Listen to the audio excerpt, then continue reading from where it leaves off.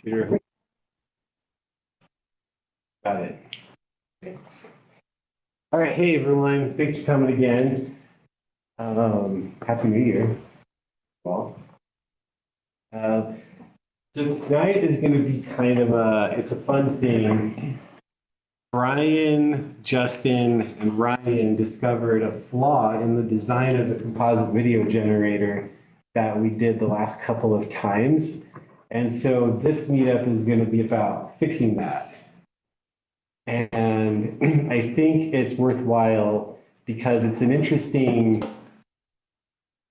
design problem. No, I'm trying to say it's like, clearly with separate projects, you could hit the same problem because you guys noticed it because you did an implementation where this manifested every time you tried to do something, and this other one had the same problem. So it's a good look into paying attention to who can write to streams and whatnot. So let's dive into it. First of all, let me pull up this monstrosity right. Oh, I'm not sharing my screen. That would probably be a good first step, wouldn't it? Oh, wait a second. I'm diving into this way too fast. Big thanks to our gracious host, LVT. Always. Okay. Cynthia, did you want to say anything from? No, we're happy to host your meetup this month. And happy New Year's and all those happy holidays. All the pleasantries, yeah. Awesome. All right. All right, now I will hit share screen here, and let me go into do not disturb mode first. There we go. That would be why I didn't get any text messages today. Okay, this is the old event diagram I did for the scenario that we had, and this one all the way on the right. I mangled the arrows, sorry. I'll use the mouse, and hopefully that will have it make more sense. But so the idea again is we have these two components. There is the unlabeled one here, which is the composite component. And you send it a command that's like, for this hypothetical cellularly connected IoT device, I would like you to give me a single video that joins together all the video in a certain time range. And the videos are being stored on the devices as 1-minute clips. And so when you send in the request to make the composite, it's going to break that down into separate requests to this other component called the device video component. And why isn't that zooming? Oh, wow, that was, he's up on the clutch there, friend. All right. This one then retrieves specific clips from the devices. And so the top level one is going to send n requests down to this component. It will then actually fetch them and signal, hey, I have fetched them. And then once all of the clips needed for the overall composite are in place, the composite video will actually stitch them together. And I think it was 2 times ago and 1 time ago, we actually did that. And we got that wonderful 30-second clip of Never Gonna Give You Up, which is what it all culminated in, thus making it worth it.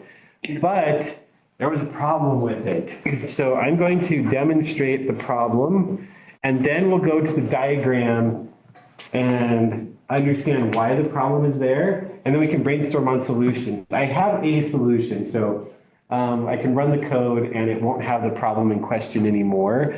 But that doesn't mean that the solution that I came up with is the best one or the only one. And so I think it would be a useful design exercise to just talk through how else we might fix that problem. So first of all, I need to make sure I'm not running a message store anywhere, which is the kind of thing you would do before you get to something like this, but I didn't, so sorry. If anyone's got hold music, ooh, failed. That failed. Oh, probably because I'm still running that connection, which means when I killed it over here, no, right there, finally stopped. All right, now you go. Who's using that port? Not you, not you. That's the thing. What's this? Oh, there we go. That one needs to be shut down. Too many windows. All right, cool. There's message DB. Let me just verify it's running. Okay, good. And then that component is running. And then this component is running. And then we can come to, okay, so let me show what the expected output will be. What is it? I'm just laughing because you want to show what the expected output would be. Oh. Okay, so we have an interactive test here that will, actually I didn't need the other component, did I?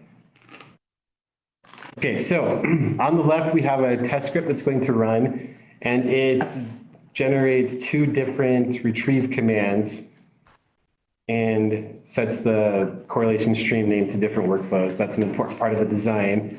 And then it will write them both to the command stream of the device video component. It'll sleep 10 seconds in between doing that. And then over here, this is the code that actually fetches the video. When it starts fetching one, it's going to do a sleep 30, and it puts out a little, hey, started fetching it, finished fetching it.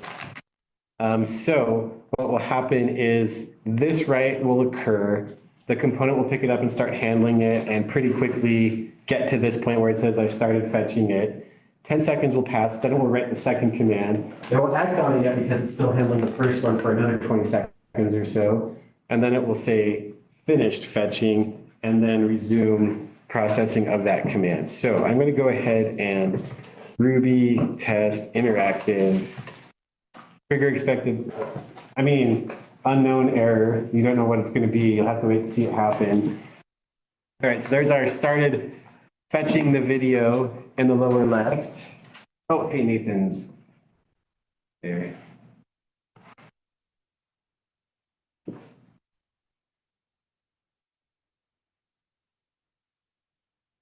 "30 seconds is kind of a long time." Ethan, did you post the Zoom link anywhere? Yes, it's on the page. All right, 20 more, there we go. You missed it, but it said finish fetching the video, probably going to crash. It did crash. All of that kind of text there, that's not a good sign. Kind of is though, because we were expecting it, but anyway, we can scroll up here. And what we see is we have the wrong expected version. Okay, so it's an expected version error. And let's dive into the event diagram. Oh, hey, Connor, let me let you in. Do you have a link to the meetup page that you can send whoever is asking for it? Yes. Are people asking for it? Oh, I thought. I was doing it so I could see the text bigger. Gotcha. Okay, fair. All right, so back to the diagram here. Sorry, the arrows are a little wonky, but this one captures the sequence that occurred there. So we didn't actually write these events, we just directly wrote these two right here. So we sent in that first command, and the way that the handler operates is the command handler writes a requested event. Well, it checks to see if we've already fetched the video. If we have, it would immediately write a retrieved event, but we haven't, so it writes a requested event. And then and actually before it would do that in its flow here, let me see if I can pull this up real quick. Go to the handler. It's really important in this that I don't lose anybody, so if it's not making sense, slow us down and we'll jump back in. So the command handler is right here. And so it does the standard, figure out which entity it is. In this case, we need to deal with the value in the correlation stream name, so we extract that. And then we project the entity that we're working on, and we grab the version of it as we typically do in one of these handlers, yeah? And then we check to see if it's been fetched. The first time through, it will not have been, so we're just gonna skip all of that and come right down to this one. And this is checking to see if we've already written the requested event. And if we haven't, we'll write it. So the command handler here, as it's currently written, sees the retrieve command and either immediately writes a retrieved to signal to the other component, hey, you got what you wanted. It doesn't know it's signaling the other component, it's just doing what it does. Or it'll write an event saying we have requested it, and a later handler will pick that up and actually fetch the video. Any questions at that point? So that was this interaction that we just talked through.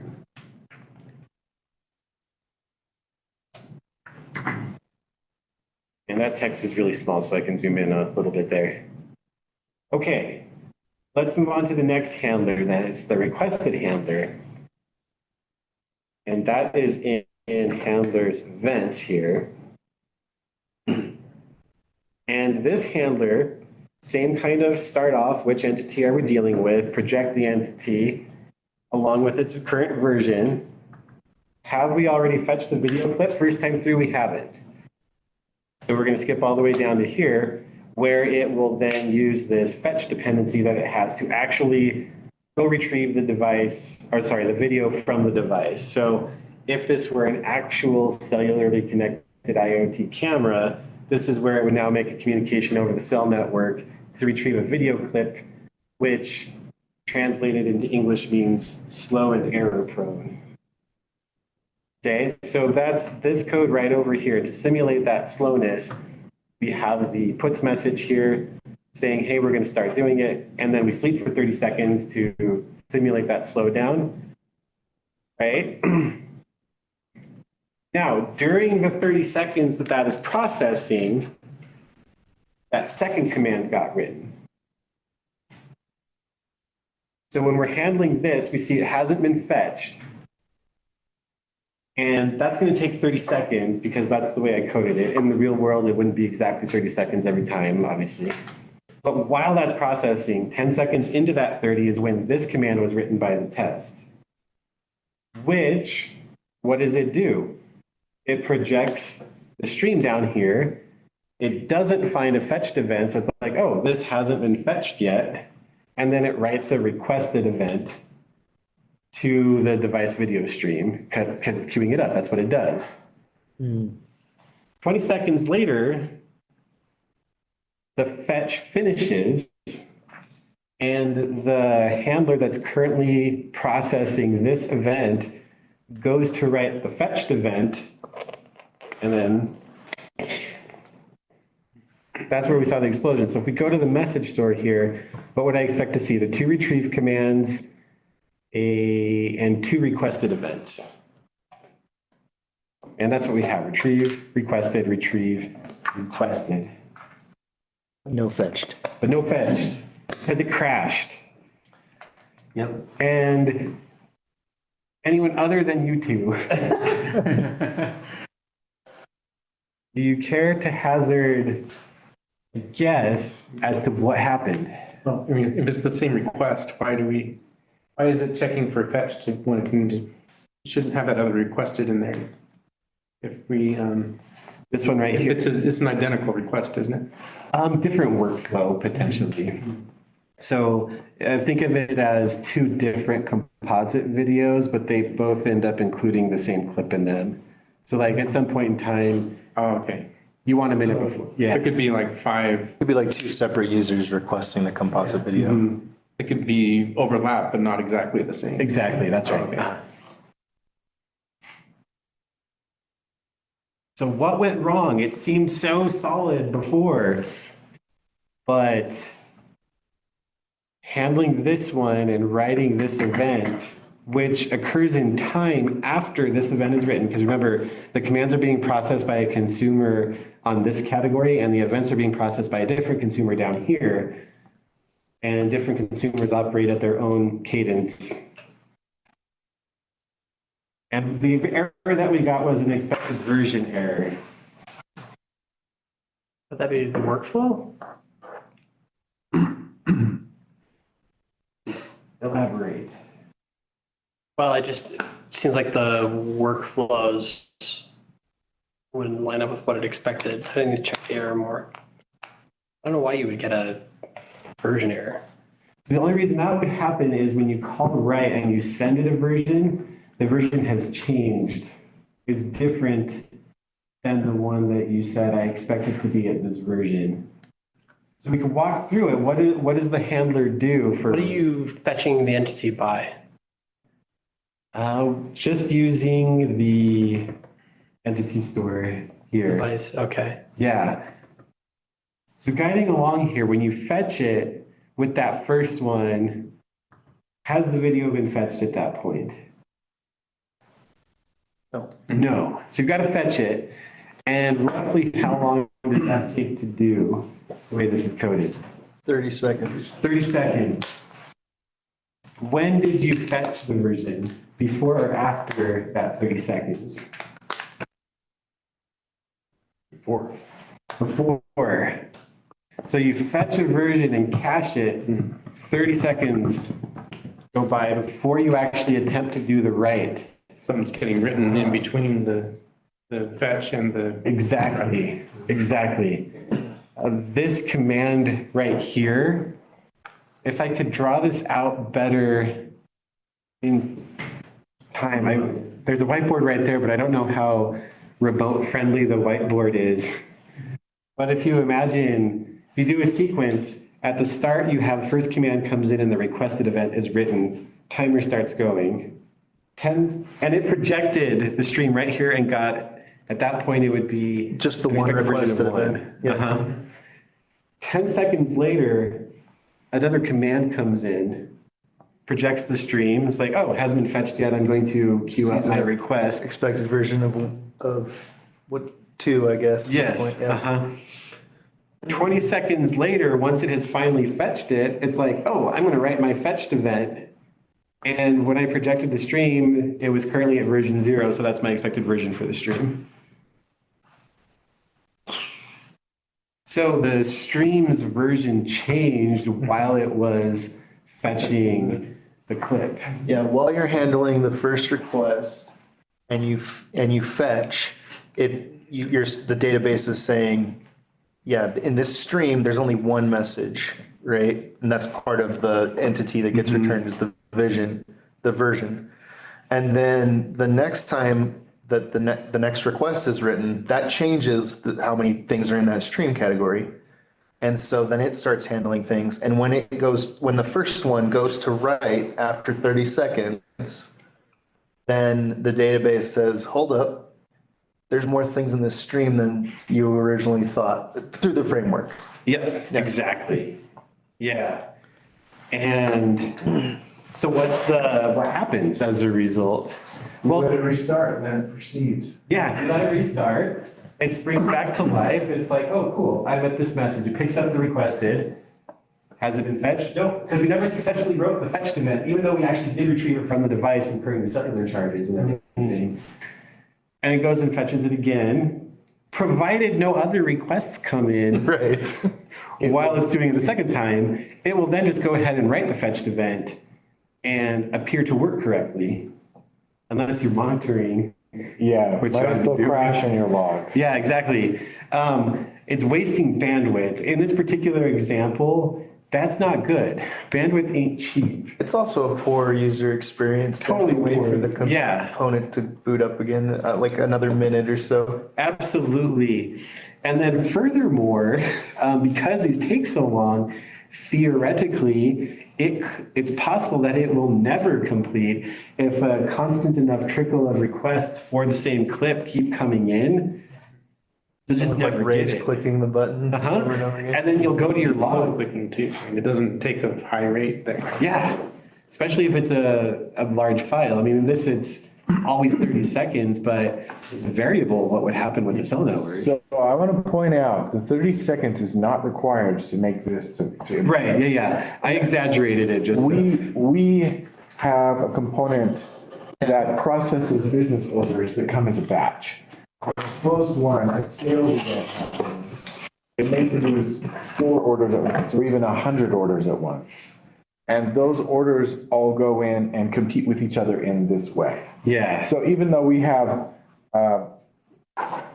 relatively low latency to get something up to our S3 bucket, and we're not doing anything over cellular, it still is it still is happening every time an order would go through.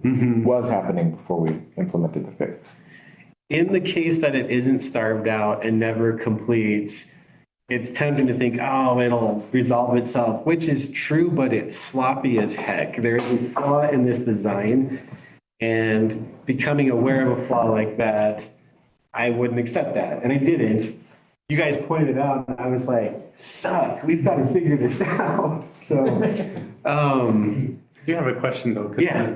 We're calling, let's see, they're calling the entity, no, I guess it's not calling the entity directly, so. It's because there's That, really I think the core crux of the problem is there's two things that can write to the one stream. There's the thing that's consuming the command stream independently of the thing that's consuming the event stream. If the event stream was the only, or if the command stream was the only thing writing to the event stream, then it wouldn't matter because it would just handle one command and then move to the next sequentially.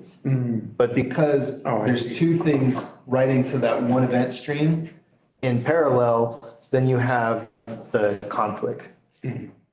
So do you even need an event stream at that point? Can you just move it into commands and then like follow the events from there?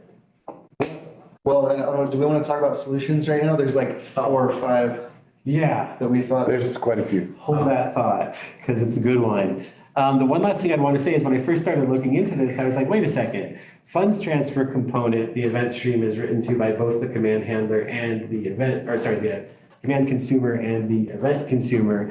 Why doesn't it have that problem? Well, let me show. Oh, cool. Yeah, I'm glad we're going to look at these. So I sort of represented the Eventide with our funds transfer account component example. This one was designed slightly differently in that it would allow overdraws, whereas the account component in the Eventide examples will reject a withdrawal if there aren't sufficient funds to cover it. I've found it to be an interesting design exercise. Suppose we allowed overdrafts. How would you detect that? How would you design a system that detected them and charged fees or whatever you would want to do with it? So this diagram doesn't capture rejecting withdrawal. And the key difference here is, well, I mean, first of all, you wouldn't have two completely separate workflows trying to enact the same funds transfer, which is valid for the device video thing. But the command handler, the only event that it ever writes to this event stream is the initiated. There is no sequence whereby the command consumer will put an event into this same stream. And so once this is written, once the event consumer takes over, I guess there is the Each request is unique. yeah, and it's sequential. There's no redoing the previous events. And so that is like a key indicator of how to go about solving it for two of the solutions that I iterated through with the help of my good compatriots who remained anonymous while we were talking about it, but now you're named. So, online, Letitia, Nathan, anything you want to say or, yeah. You've been so silent. We want to make sure you have the chance to participate. I actually just spaced out for the last couple minutes, but that's my own fault because I had a long work day. Okay, that's fair. Your statements of it's an interesting design problem made me start like spacing out into what would be an interesting design problem and how could I apply that. So inspiration, right? Yeah, totally. Okay. Well, here comes where we fix it. It is an option if it recovers and doesn't starve out like your process did, to just leave it. I mean, that is in the space of things you could do. That is one of them. Yeah. I don't find that to be a satisfying one. So There's another unsatisfying one. yeah, the state of things is process that fetched the video has the video. Like it's there locally.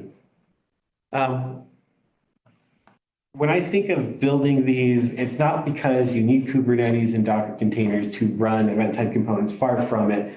It's just typically the situation where I have deployed them. The trouble is when a pod crashes, or it restarts for any reason, if you do it as a deployment, as it's called in Kubernetes, you lose the file system. Well, I mean, you could have mounted a volume in there, but pretend I didn't. They're not say that. stateful, you won't have your an entity cache. Exactly. Take forever. So when you restart, you haven't fetched the video anymore. It's gone. It was blown away along with the pod. So options to fix it. I'll point out another unsatisfying answer. You could just remove the concurrency checks from your program. You could. You could do that. You could. There's within the space of solutions, there's a category of them that's kind of like, you could also stab your leg with a fork. Like that is an option anyone else has. Every single day. Hang on, it's not as bad as it sounds. If you remove the use of version, it works fine. And if you happen to know for sure that your process, whatever you're processing, doesn't happen so often that you'll reach a need to go concurrent, it is an option similar to doing nothing. It Both is. they're not really happy solutions, but in a pinch, you could stop using the version. That's not what we decided. Yeah. Just to set the record straight. Yes, even though likely, because it's based on sales events of a relatively expensive product, we could have been fine choosing to shut off version. I don't know that this particular process will ever need to run concurrently. Sure. It may accidentally run concurrently at some point, which is what I perceive to be the biggest risk there. Oh, hadn't thought of that. That's why like our current deployments work is that they don't shut off the other one for like 30 seconds before your new component comes online. So until then, you've got duplications if you don't program it in.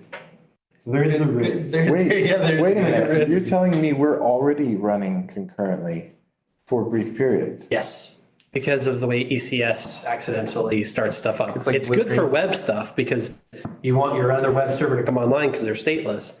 But the second you add a stateful thing in ECS, it doesn't know how to handle itself. So this is never an option for us, Brian. Well, it was never an option anyway. Well, I We're mean, just talking discussing about bad The options. sphere of, bad options.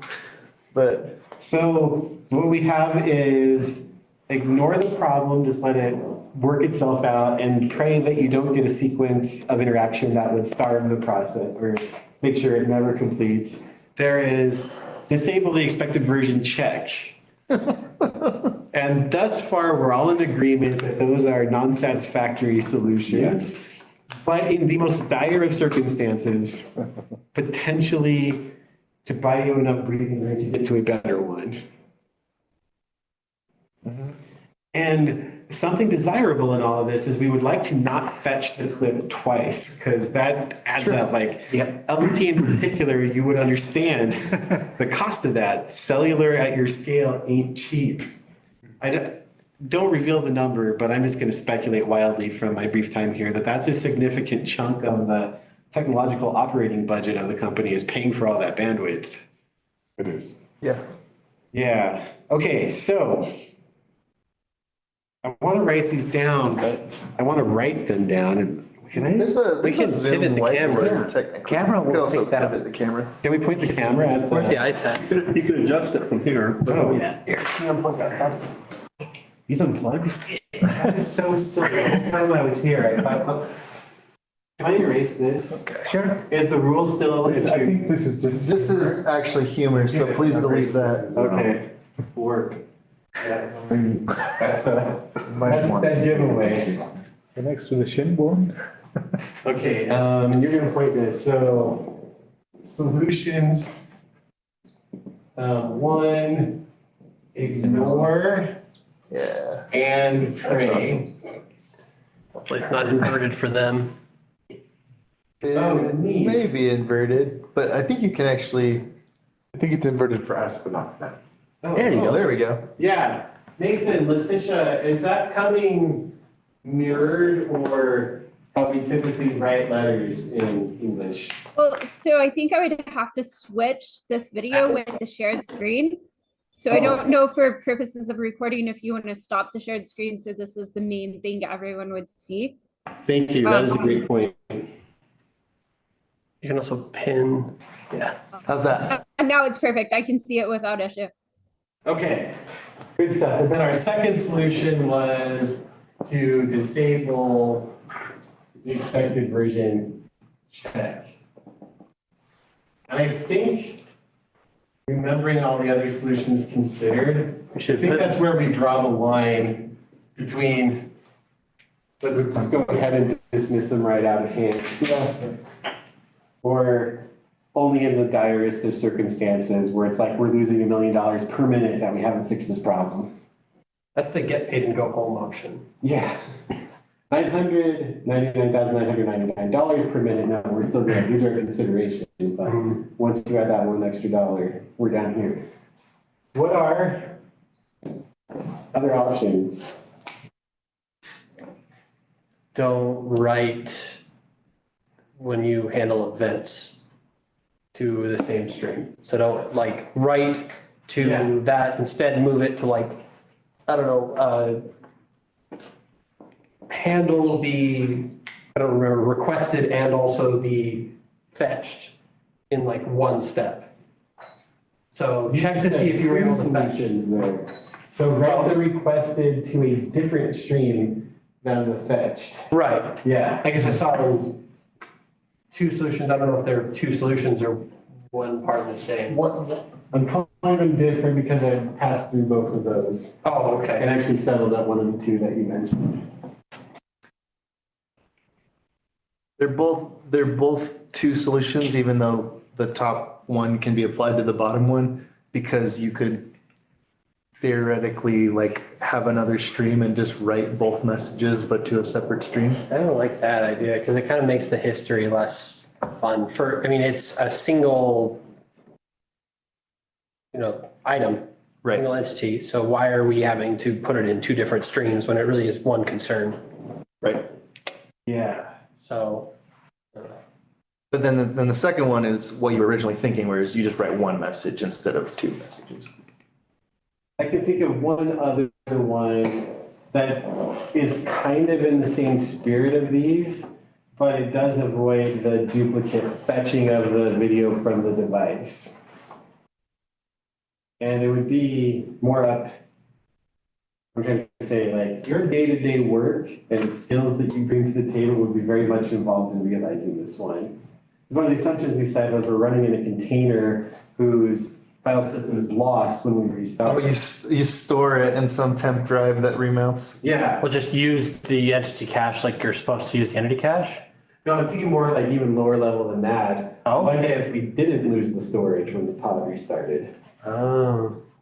If you had a stateful pod, Then it could just keep up where it left off and finish the answer. so part of the check when you go to fetch would be, do I already have the file on my local file system? I do, okay.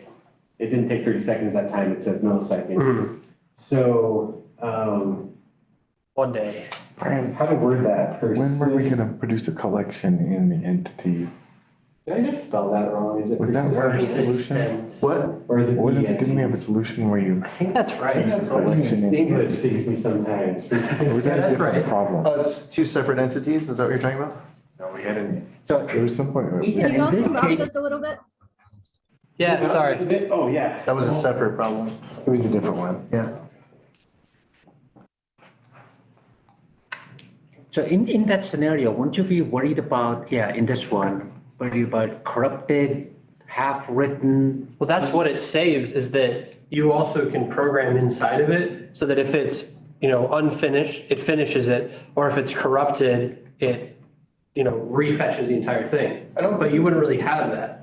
Yeah, we wouldn't be worried about that because you're about to write that it's been done. Right, so you So that theoretically have downloaded the The whole thing. data is there, Yeah. That is the baked-in assumption. assumption, Yeah. Good to call out though, because depending on how the fetcher operates, if it's just like streaming Right. it, we also had a solution, and it might be one of these, just phrased in a different way. So Yeah. somebody tell me. An orchestrator that has responsibility for each of the actions. And so the requests for a thing to be done come to the orchestrator and it manages it by making. It was one of these two solutions. So the orchestrator would be writing to it would be the third solution. We were writing to a different stream. Okay. So. It seems like an orchestrator would be, especially for it just being the device video component, more complex than you'd need unless you were intending to have retrieve and fetch. Against the Yeah, we decided orchestrator against option, that. because it means your orchestrator has to know all kinds of things that it ought not really care about. Right. But it is an option. In our scenario, we use a. We have two separate entities, one that is indexed And we don't on, want it like, to go to detail do I of have fetching this video, what is it? Composed or whatever, and then the other one is the request index. So it's like, oh, I've requested this, does this thing have this thing? Okay, I do, okay, and then I'm done. Okay. But I think that's a smell. I think it should be broken into separate components. Okay, that's good. So does this one make sense to everybody, what we're doing with the persistent storage It's option? not. It still has the problem, it just recovers better. We've eliminated the duplicate fetch, probably. But you haven't eliminated the We haven't restart of actually the fixed the component. problem, yeah. Yeah, that So one's put kind that one of above the red line. red line, yeah. I don't Or have put the another red cost- line. Yeah. I think the persistent storage is almost like an accessory to it. It's something I want to have on top of another solution. Thank you. I want it to never crash, but I also want the most fastest times, never having to refetch if it fails halfway through. As your only solution in number 5, your user may still have to wait several minutes for restart. Because you could still get, it would be less likely to happen, because even in your scenario where you have a big chunk of things that could keep triggering this, it's still finite, right? Like for a particular Yeah. order, you eventually run out. And with the video, extremely unlikely. But I don't know, if someone knew the internals of your system, they could write a bot to just always, like every second, request a video that, I don't know. That's the problem. Video retriever now gets backed up because it has persistent, but it doesn't know how to get rid of them fast enough. And so when you scale it up, it makes the problem worse. But if you scale it down, then it can't keep up with the requests. And so it's a weird, Talking about the non-event source video Yes. retriever. yeah, the admin task one. There is an event, sorry, these are. The non-event Okay. sourced. This is gonna be posted online, so we can not get into the internal details. Okay, I'm gonna go back to sharing the screen, but hey, that is a pretty sweet action shot there. I'll put that, what you see right there, as the thumbnail on YouTube, and man, we'll be doing some numbers and views on this one. You have to Photoshop yourself with like a gasp expression. Yeah, exactly. I'm trying to make, like, if you're gonna play the YouTube game, you gotta play the YouTube game. And so like I took 2 photos of myself, one with the like, reaction, but then the other one was that surprise reaction that everyone puts for their thumb. I was like, I don't know, I'm not ready You gotta have the to. right colors and like this certain font and all that. It's an action. You're having a concurrency problem as a person. Yeah. Okay, so this number 3, I think the way that I did it is slightly different than what you described. Because the extra stream popped in, and it was still the device video component managing it. So it looked something like, why is the screen little there? Oh, Is there a way I that? flipped it. Oh, okay. Sorry, that came out like I was angry about it. I was just like, hey, what happened? Why does it work differently? Okay, so this is kind of what that one looked like. Every diagramming thing has a different key combination for how to drag and copy an object. Is it just control like Illustrator or what does it do? In diagrams.net, formerly draw.io, yes, it is control and drag. In Lucid, it's alt and drag. So I suppose a third one would necessarily have one of those 2 options. So it's not like everyone does, but when you switch between 2 that, anyway.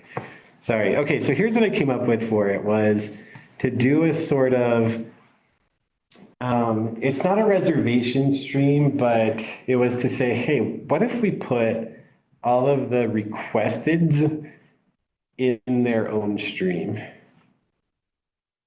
I had a terrible version of this before where we just put a different identifier on here, and that was just erase that from your minds. That was not good. Anyway, so let's grab that request. So fetched, retrieved, and retrieved.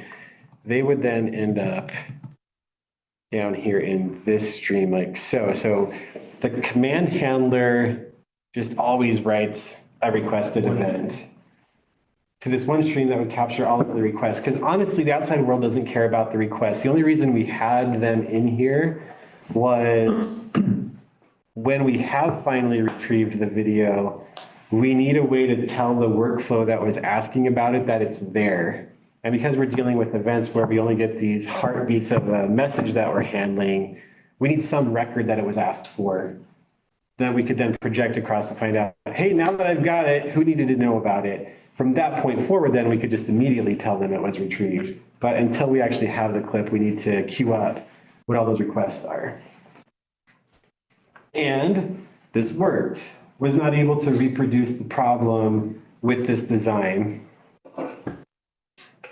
Does it have other problems, technical ones? I didn't like this one though, because it's like, hey, now we're always going to have a requested event. So the command handler here wasn't checking anymore to see have we already fetched this video. It's just, I already requested, that's all I do. So then the requested handler would be the one, have I fetched it? No? Okay, let me fetch it. Have I fetched it? Yes, I'll immediately write a retrieved. Concurrency version was gone at this point. But I didn't like the extra message. Are you ready for the reveal that will shock you? Is this the final design that we're approaching? Yeah, my final design. It doesn't mean it's the final design, but I think this one's even I'm better. curious to see if you came to the exact same conclusion that we did. PR's welcome. PR's welcome. Yeah. Okay. The requested event is superfluous. It is not even needed. Why? Because you can write two events to the same stream atomically. Oh, yeah, interesting. You came to a different conclusion than we did. I want to go over yours. Yeah, okay. So, Waste, I guess other things could trigger off one of those events, so you'd want it, but Well, it's not a waste because it solves this problem. the retrieve command comes in, and when we go to handle the retrieve command, first time through, we ask ourselves, have we fetched the video? No? Okay, cool, we're gonna fetch it. And then once we fetched it, in the old design, we would just write the fetched event and then let another handler come along and handle the fetch to write all of the retrieves. In this case, we're saying the only reason we would fetch this video is because we're currently in the context of someone requesting it. So why don't we at the same time write that we've retrieved it, write that we fetched it and write the notification for that particular workflow that it has now been retrieved. oh, interesting. And this, the command handler being the one that's doing the fetching, it's not going to advance to the next command until it is finished fetching and recording those two events. Yep. Now the next one comes along, it projects the stream, it's like, hey, there's a fetch, I will immediately write a retrieve event. I gotta tell you why I like this one. The code got simpler. We removed an entire consumer here. We used to have a consumer on our own events. We don't anymore. We don't need to consume this event stream anymore. The composite component does because it's looking for those retrieved events to know that it's done. But device video only needs the one? Mm-hmm. What? Yeah. Is this posted in the same spot? No, because I got uncheap and paid for Lucid Chart. So this is a Lucid Chart. I can share both of them, though. The thing with Lucid is that It's better. you have to have an account to even view it. You don't have to have a paid account, but you have to have an account. LiveView page for mine, so. There. I may have, Well, it does export to PNG or PDF and you can post. And I'll take Claire. What was that? I think just some background speaking. I may have posted a link to it. Didn't. Okay, I didn't post one there. I can get it somewhere. You just toss it on Discord too. Oh, yeah. Sorry, I'm thinking in terms of like, how can the whole world see this? Oh, I see. They'll be beating down the doors to get this diagram. And your Bitcoin wallet address and all. Yeah, right. Don't forget that one. I saw this meme once. It was like, your Russian hacker name is your mother's maiden name followed by the last four of your social security number. So post that. Like those, like your Star Wars name is. Your maiden name is your mom's credit card. All right, I am going to check the code out to its current state and show the way that the code. So if you remember, we had a command handler that had a big if else in it that could take two different paths. Yeah. And then also the requested handler had two major branches that it could take, right? And I didn't like that code. And I should listen to it. When the code's telling you, I'm terrible, listen to it.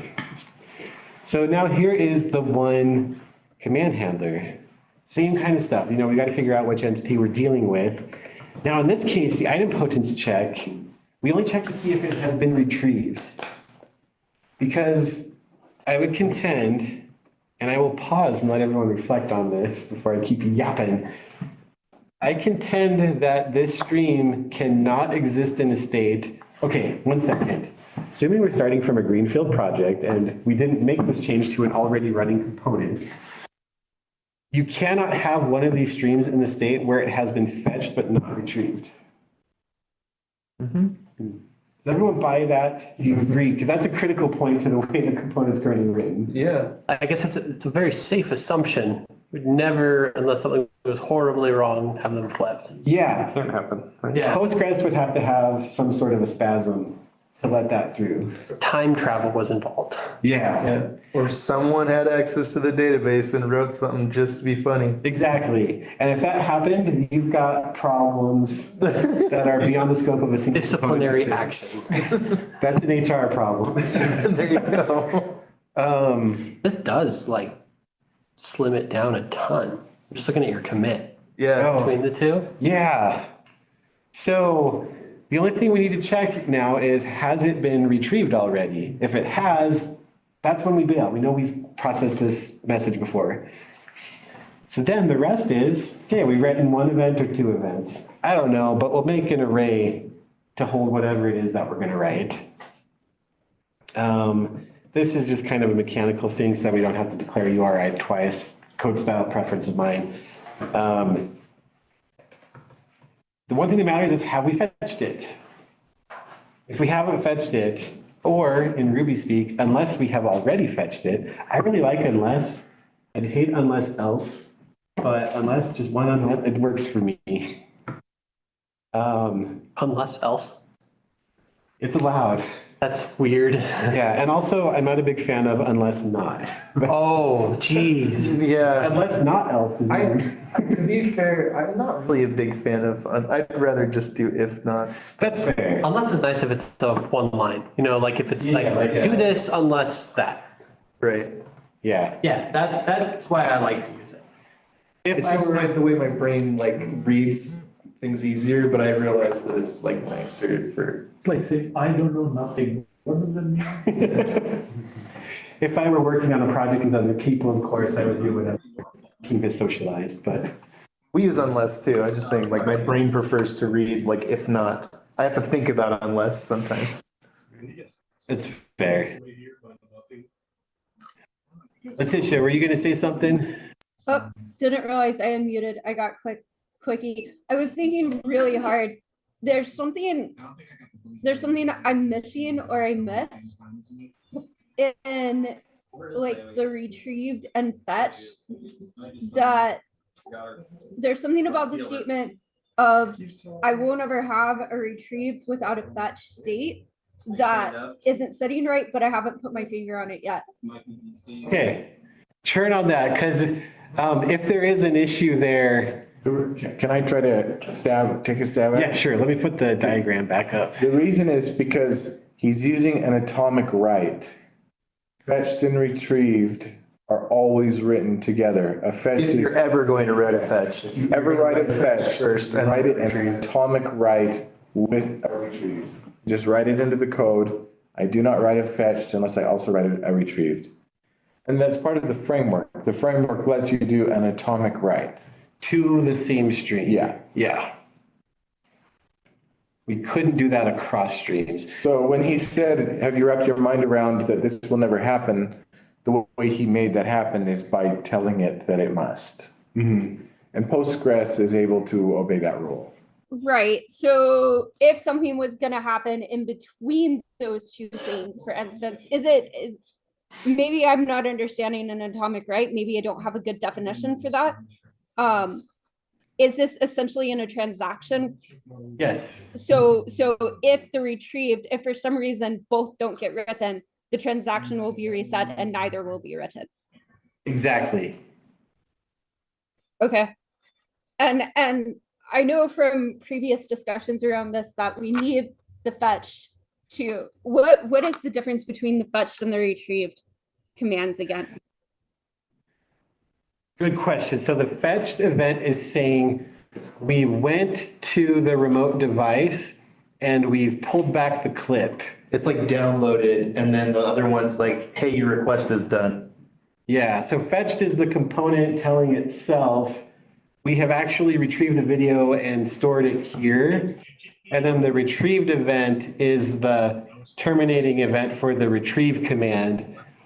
And so that's the one that the outside world keys on or keys off of, hey, my request for the video has been fulfilled. So now I can continue stitching my video together. Subsequent requests, you'll write a retrieve, and then you'll just get retrieved. You won't ever do a fetch again. So you download once, and then the retrieve is kind of like, hey, it's already been downloaded to the rest of the world, and here's where you can go get it. Yeah. Right. So there's different things that care about the different events, essentially. Yes. Yep. Okay. Okay. I'm caught up. Thank you. Fetched is pretty much just for the mechanics of the device video. That's It's right. not really used by anyone else. Yeah. Yeah. Cool. And on Yeah, it's like it's the download. You download once, and then every time someone else asks for that download, you're like, here it is. It's been retrieved. But you don't have to like download it again. It's memoized. yeah. Well, Yeah. so on the odd chance that something in the middle of the transaction happens and you did actually fetch the video and it was fetched, but the transaction fell in between those two, so neither got written, how bad is the situation that now it will be refetched because neither of those got wrote? Persistent storage. Yeah, you could fall back on the persistent storage in that case. You're absolutely right. If that happened, as I have the code written in the project right now, you would have to incur the cost of fetching it again. But to Connor's point, if we paired the code the way that I have it with the deployment scenario, I'm pointing to where it's written here. So if you're watching this on the video, that's where my finger is pointing. The persistent storage as an add-on to this solution would make it so that you'd never have to retrieve the video clip a second time. But it won't happen because the handler will not move on to the second retrieve command. You will never have an attempt to write a retrieve between the first step. In normal You operation. should crash in between while it's downloading, and then try to download again. That's the first problem. Yeah, but Because now the same handler is just handling the retrieve command, and that's the only command. You will never get an interruption between those two. Not from its normal operation, but never discount When gremlins. would it? Someone with direct database access. Oh, okay. When you have HR problems would be an example. But not under normal operation of this component Yes. design. I don't believe this design could result in a situation where you have fetched but not retrieved. You could retrieve and not write both of them. Like you could control C it at just the right moment. You could redeploy at just the right moment. And that's where, Connor, I like what you said there, combine 4 and 5 together. And then, I mean, there's cost to doing 5, obviously. You'd have to have like a deletion strategy for the local files, because that local, I don't know, this is how I imagine it, that local stateful storage isn't the permanent persistence model, or you put it in something else, like S3 or something. It's outside of pod, basically. Yeah. But as part of the handler, once you've written it, you could just delete that. Yeah, you store Building that. this, though, building this is more expensive than an occasional re-download of a video. Potentially. But there are probably scenarios in the world that would be much more expensive and you wouldn't want to do that. Yeah. But it would also be a ubiquitous, like, video is probably the ultimate heavy thing that a cellular connected device would have. But as some company decides to also ship software or other large things that go on edge devices, you've got a pinnacle of something that you can copy and redo. So that's nice to make that a concrete answer for the first one. Then jumping back to the code, sorry, we make that array that'll catch our events. We check to see if we've already fetched it, unless we have. I have to say it that way. We do the fetch. This is now where we incur the 30 seconds. And we build the fetched event that we will write, and we just stash it in the array. Why do you not care about including the workflow and the copy that follow gets? Because the workflow member is purely for the device video component, the outside world does care about what its value is, but its value is also in the metadata correlation stream data. That's where it will look for it. Okay. You could leave it on there. I chose not to. No, that's fair. So once we've dealt with fetching it or not, then we build the retrieved event and assign and then I put it on right, because fetching A different workflow. it's like, have you read the Wheel of Time? I'm sorry. Has anyone read the Wheel of Time? A little bit, yeah. A little bit. Okay, remember the Amarylline seed? She's like, of all the Ajas, but from none of them. I don't actually. Okay, all right. So one of these videos could have 10 different workflows requesting it, and there's only going to be one fetched event. So it might actually be useful for diagnostic reasons or something to be like, well, which workflow fetched me? But the one fetch represents potentially n different workflows. So it seemed weird to be like, this fetch is associated with this workflow. I didn't see a need for that, but I always question everything I do. And so maybe for diagnostics, that could be valuable. Which one actually did it? Well, I think you would know which one did it because it would be the very next event. But that was my line of thinking in that. Why I excluded it. Okay. So when we build that, we then also shove it into the array. And then Letitia, this is the mechanics of how to pull off the atomic ray. When you call the write method, you can pass it a single message or multiple messages. Under the hood, it casts it to an array regardless of what you do and opens a transaction and then does the various writes. And This is the first time I knew the right actuator could take an array.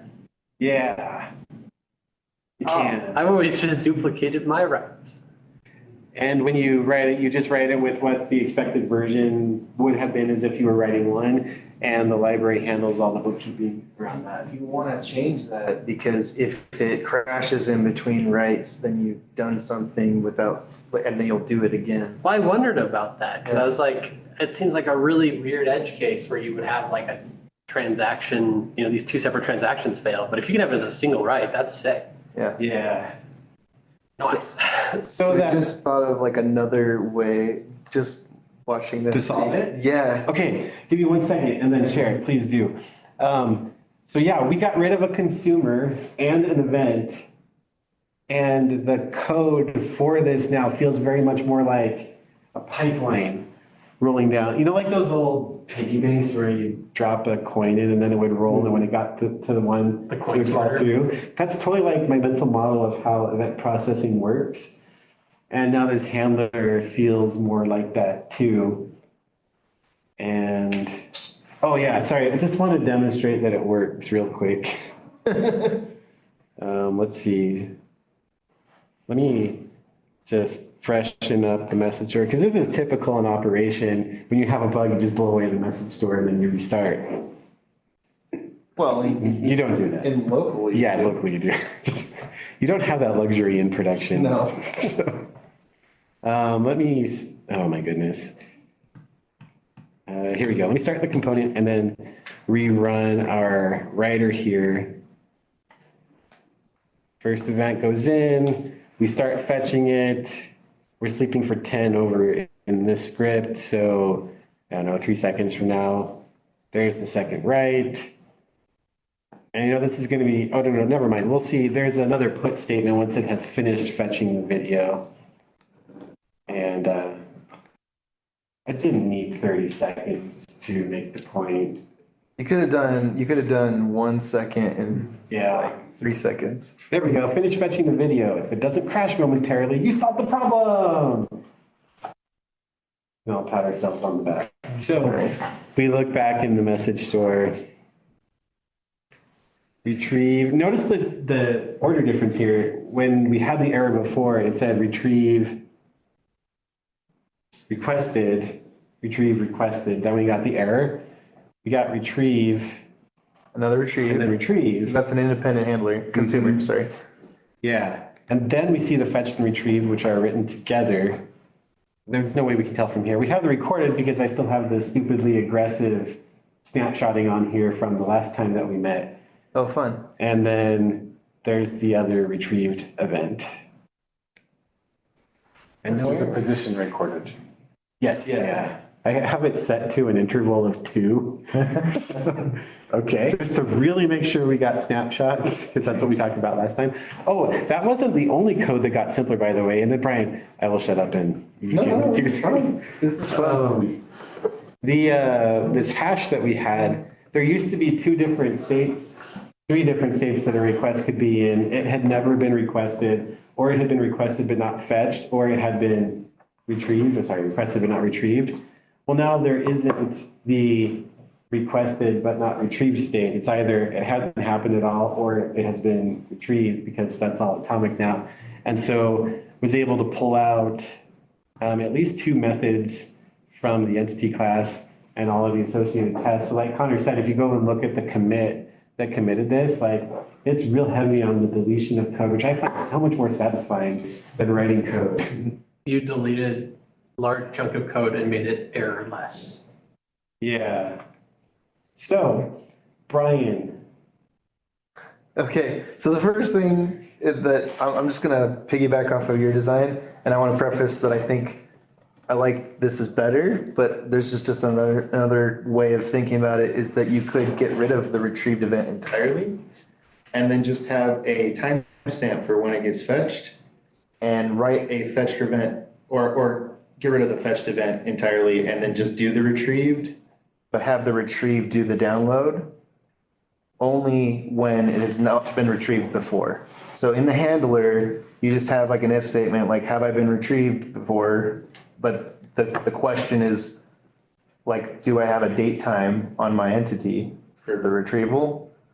And then you just write subsequent retrieves for every request after that. That's like, oh, I'm just gonna skip the download process and tell you it's done, it's done, it's done.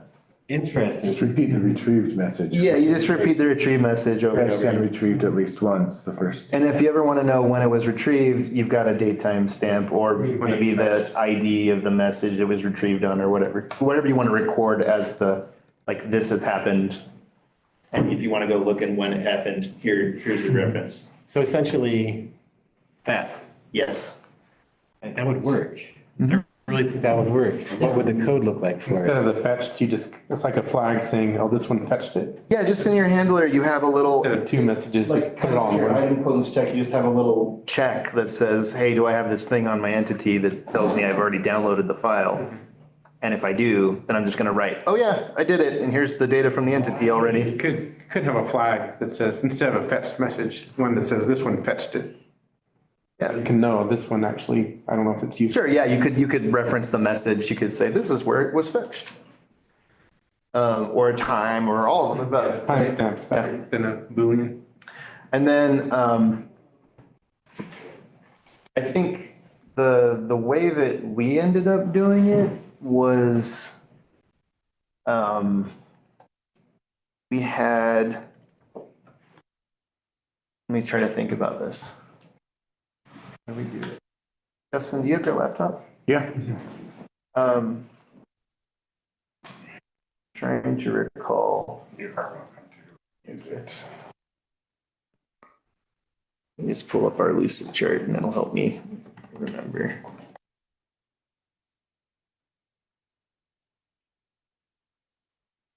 Team folders, here we go.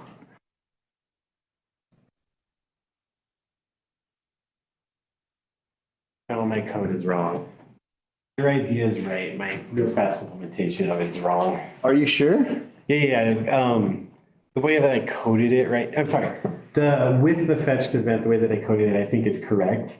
From what you said, I was like, oh, can we just skip the fetched event entirely? And I did like 45 seconds of coding. There's a problem with it. That projection would need to be adjusted because Yes. the projected URI is coming from the fetched event currently. Right. It would need to come from a retrieved event now. Yeah. And then we wouldn't just automatically do this. It would be do we have the timestamp? Yeah. If not, fetch it. If so, just use Right. the URI that we already have. Yeah, you would just have a quick thing that says, hey, do I have the timestamp?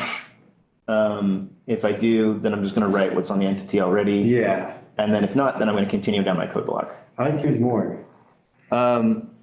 What we did was we broke out,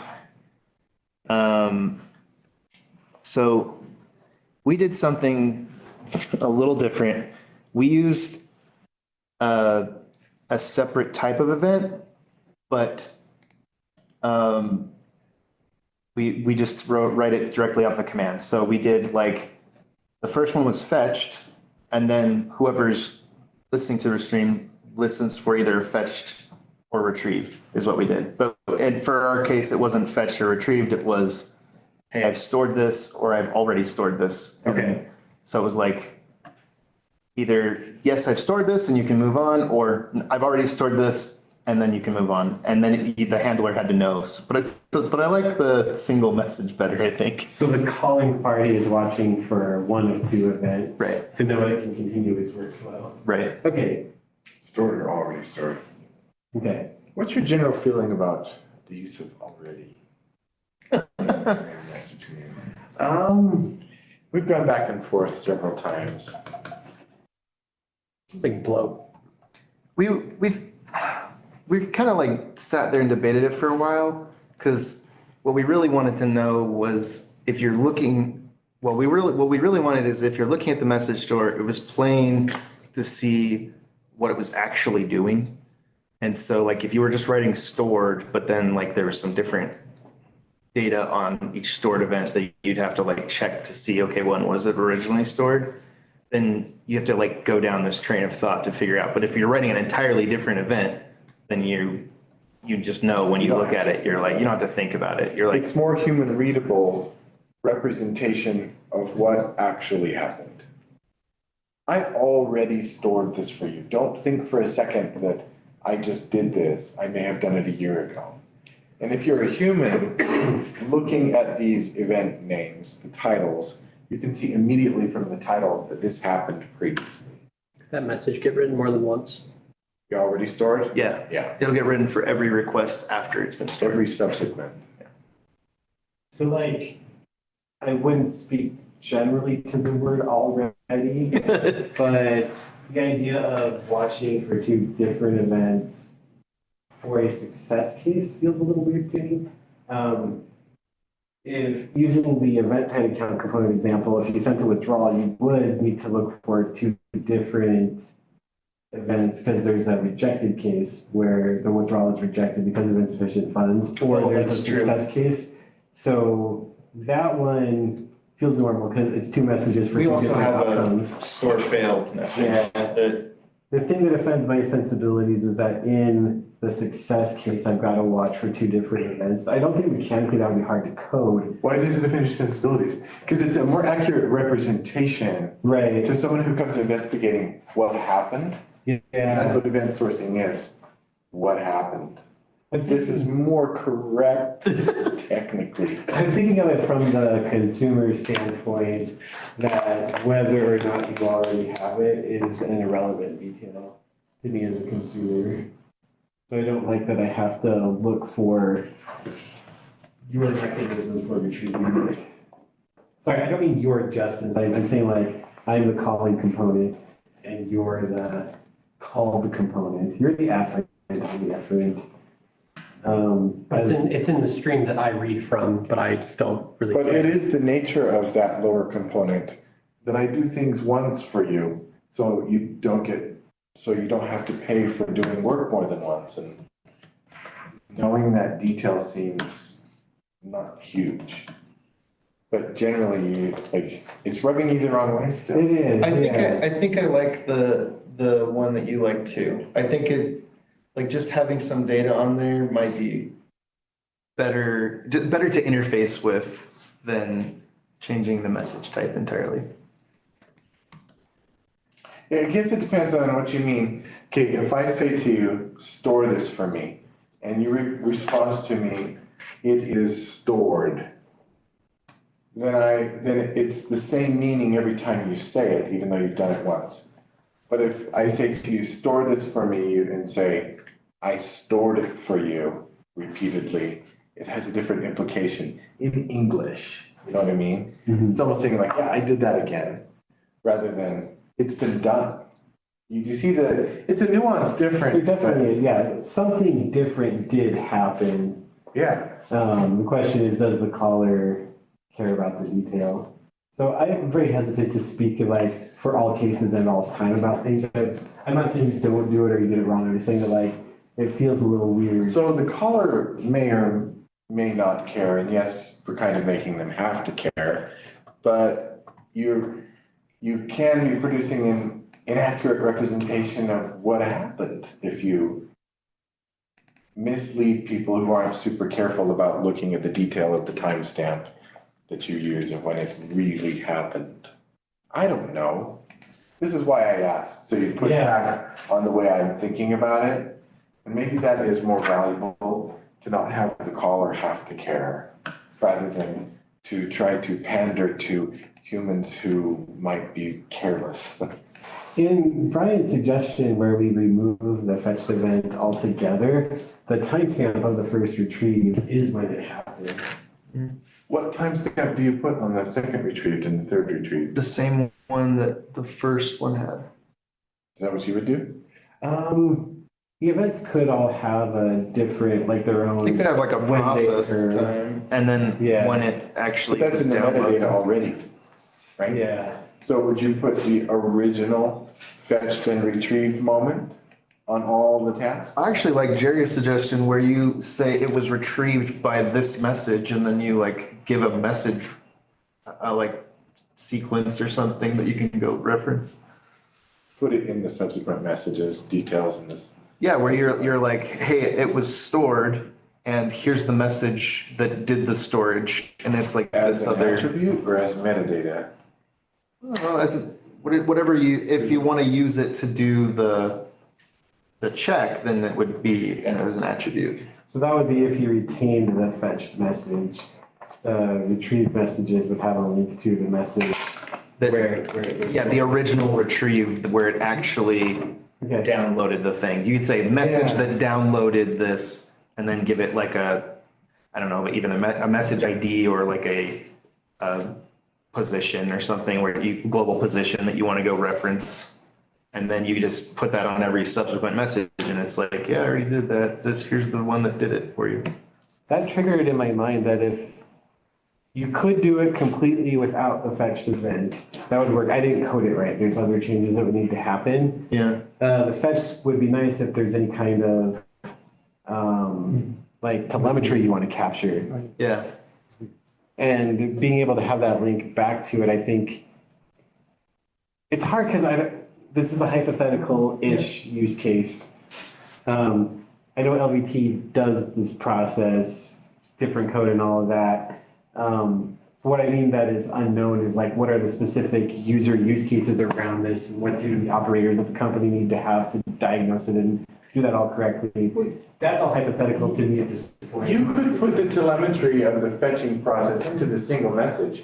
Say, this is the time it took, and the first time it's gonna say 12 minutes, and the next times it's all gonna say 0. Yeah, that's weird to me. But that's the truth. It would kind of clue you in, this operation didn't cost you anything this time. Yeah. But But you're then, not putting in a person. but Yeah, that these are goes, all engineer like referencing information. fetch really. and retrieves have to be the same thing, like have to be the same thing and not just coincidentally in the same place for you to combine them together. Yeah, we'd end up dealing completely away with the fetched Yeah. event. Because if they're not the same thing, then retrieved is doing more than what it should be doing. Yeah, that's what feels weird about it to me, that it's like sometimes it's capturing the cost of doing the fetch and sometimes it isn't. But I see what your perspective too. You're saying from the outside world, this It is, the cost retrieval. is 0 the next time. It is recording the cost. Yeah, it still feels weird. But Do each his own. it'll brew, maybe it won't feel weird tomorrow. I don't know. But yeah, I don't know. I see both of the perspectives there. And it's like, where's the actual user use case that could answer this question for us? All I'm doing is saying these are different ways that you can do it. Yeah, But they all work. yeah. I think writing the double message is nice because then you don't have to flip between like, hey, I already did this and I already did this for telemetry purposes, or I just did this. Yeah. And then if you don't really care about that, then just writing a single message is probably fine. So I mentioned some of my justification for some of these ideas was human readability. And you said, well, I don't know if it's you or which of you said, that it's not human. It's not for human consumption anyway, but in fact it is, because we build our message event models in coordination with the business sometimes. In practice, sometimes doesn't happen. But you build it in coordination with humans, and so the names of the events are supposed to be human communication, and I am a human. When I go to debug what happened as I'm coding, or if something goes wrong in the log and I go back looking, I am a human, and I have to be able to read it, and if it communicates to me as an engineer in certain ways, some ways are better than others. Yeah, if you have to do like some processing to be like, oh, this is what's happening, then it's less. If you efficient. can read the message and not even have to consult the code and be able to see in a way what happened. But if the code follows a pattern of ensuring that, the necessary data is there so that operations are carried out the way they're supposed to be, then you don't have to have a lot of, potentially many events of something trying. It reminds me of like a game when you can't pick up something, it just makes the beeping sound. You're just recording this bunch if something were to break and start spamming it. It's gonna be human readable as you have this, log of things saying, hey, I already got it, just, chill out. But we actually do that. Sales closes a deal and it turns out to be 20 orders because it's one order per location that we ship to. And so as our components process the 20 orders, but they all have something in common, it responds over and over, yeah, we did that, yeah, we did that. Well, you did that because most commands have a follow-up event for when they finish. That's just like a normal behavior, is you have something that's like, this command succeeded, yeah. So that other things could potentially even pull off of that. But you don't necessarily have something for, hey, you tried to do something again that I've already done. That point just feels redundant. It's kind of similar to I followed that. Isn't that what this whole design is? That people sometimes ask you to do something and you know that it's expensive, so you say, I already did it once, I'm not gonna do it again. But that information should already be in the store. You don't need to have another event for, you know, when you tried to find something and it was already Well, but there. if I submit a command, I'm gonna watch the store for something that happens in the future to tell me that it's done. I can't look at something that in the past. You can't project other people's streams and categories. Would that not be something though that you could aggregate off of? Instead? View data being eventually consistent, you wouldn't wanna ever use it to make a decision in a component. Okay, that's true. And hence the redundant response every time someone asks for something that you're only. It's like, yeah, you do that in HTTP requests too. You'll give her 200 or like, yeah, okay, I did it. And then someone will request again. Okay, yeah, I did it. It could be the same request. Good. So. And the 200 response isn't like differentiating between, like, I did this or I already did this. It's just success. Just feel like, because the information's there, and if, in this case, it wouldn't happen that often. Like, the chances of you requesting a video snippet that happens to be within the like exact time frame that you'd expect probably isn't too often. But if you were to follow that into something else, like, you know, a button that someone presses on the front end that could be done a lot, it's like this action's already happened, then that seems like it would start piling up. Piling up in what way? Like making your message store grow? Yeah. Growth are deep in the Postgres database. They're very small. They can be, but when you start having multiple stores and they have to start replicating information within each other, like when we look at how we have to do governance, if we were to go across countries, we have to have some data that's replicated between the two. But it's informational completeness that when so-and-so asked, this is what happened. And it happens to be that I didn't redo an expensive thing, but have said, yes, I'm done. I already did it and here's the URL that you can go download. If you left it off, how would you be able to look at the message store and say, when you, the 200th person requested this, I did in fact successfully carry out your request. If you don't put any message in, you can't assume the one from 2 years ago completed that person's request. You might have to assume that the system did nothing at all and wasn't functional at the time. But if the message is there, you're like, oh, the system responded to this person's request by saying I did that 2 years ago.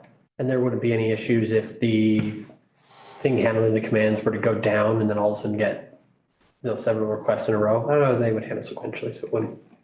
Yeah, it would just eventually catch up. Yeah.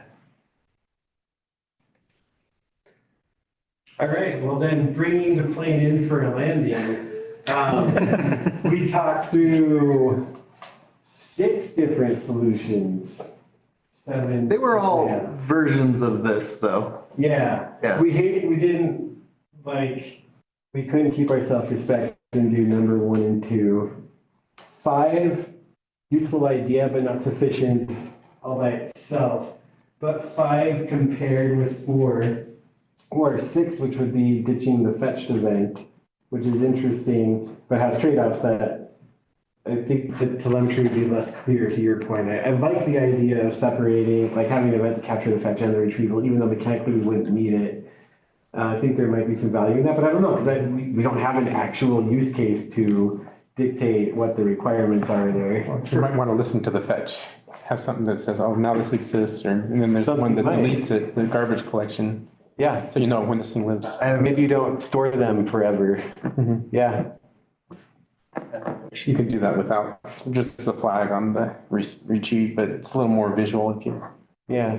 And then the other key takeaway is why we were getting the error in the first place. It's because we had multiple things that could write to the event stream, but unlike the funds transfer component, like funds transfer, at each step of the process, there's only one thing that can write to it. So initially, it's the command writing the initiated. Next, it's the listener, the consumer on the account component stream that writes the withdrawn, and then it's only the event consumer on funds transfer. But in this scenario, it's like at any moment, two different things could be writing to the same stream. Even though they're in the same component, it was still, it felt like an ownership violation, because the ownership is usually one thing writes to it. There's sharing going on between different consumers. Yeah, Different users. And that was not readily apparent to me, and I'm really glad you guys hit the error that you did, because I don't like publishing flawed designs. It's a fun thought experiment, and I think it also, like, once you've gone through it, it's really easy to pick out in the future. Yeah, and next time we'll dive deep into the difference between having the fetch. I'm just kidding. We've milked this example for enough meetups. You gotta have like a collection of these and like an advent of code style of thing where you just go through different problems. The advent calendar. Yeah. For that type. Event-tied advents where it's like, you run into this problem, then the next day it goes, the other one had a concurrency issue. Do you see it? What would you do to fix it? We want a cookbook, and we have discussed compiling one, but if somebody else is gonna do the work. Like a We will A feed, pattern cookbook feed these would be so problems. nice. This would be one of the patterns, like, hey, if you notice this, here's an example, here's some examples of how you could decide to, make it work. It would be cool to have like simple examples of like all these different things. One of the other ones that we were looking at recently was those nested, the things with the nested metadata where you've got some caller calling some other component that's calling another component. You've got to like switch out your metadata temporarily and then switch it back for the I think calling. that should be a feature of Eventide. Because that's something that could happen. I think we've seen it more than once already. Sure. And it'd be Yeah. pretty Other easy teams to have do, done it. just to stack, instead of a Yeah. correlation stream, have it like a stack. Well, they already picked out the correlation. Or actually more of From how you like a hash. that- You're talking about the push and pops? Yeah. They already I picked would out the associate correlation the stream two to names. configure it, so you could theoretically do the same thing, and then if you just saw one was already there, store it somehow. I don't know how you would store it persistently though, without actually like sticking it into the message as like a metadata piece, and then pulling it back out when it comes back with follows. That would make for some interesting discussion. One of the teams built a push and pop, so you can stack. So you can up your- stack up your correlation streams and then pop them as you go back down, or go back up. I like more of a hash where you're relating it. This one belongs to this, this one's correlated to this stream. So you can't mix up the push and pop. Okay. The correlation metadata was like more of like I don't know, a list or array, and It's open source, just submit a request and merge it. Yeah, I could think through it more. Be a good one to talk about in the Slack though, the use case behind it, and maybe there, Nathan, I won't ask you to like speak to that right now. But a discussion there, it may be that there is an alternate means already to achieve the same. It's the one that I built. Where is? There have been, we're talking about correlation stream stacks. There have been proposals made over the years. I'll say that. Okay.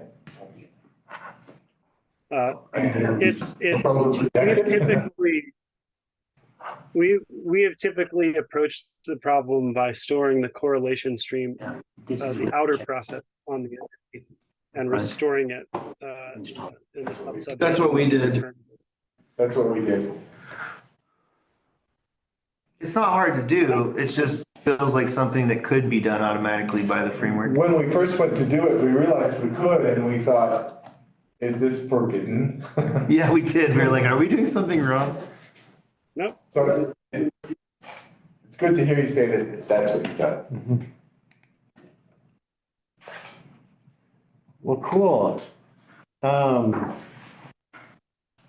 Letitia, Nathan, anything else you want to say or add? Topics you'd be interested in, the delightful news that you want to present next month? I will add the bit of the thought that the overarching kind of thought I kept recurring to or going back to in the fetched and retrieved situation is it felt like we were paying a very high carrying cost for wanting to present an API to the outside world that's about retrieving batches of data. But internally, we wanted to encapsulate it with just one download, one fetch. It felt like there was a high carrying cost to sort of encapsulating that performance optimization, and it constantly made me wonder. I wonder if there's a client a different client design at play that could be more workable. But of course, I don't have enough context to really know that. But that it made me. I really wanted to explore that more. Like, what if the client were like on a very crude level? Again, I've limited understanding.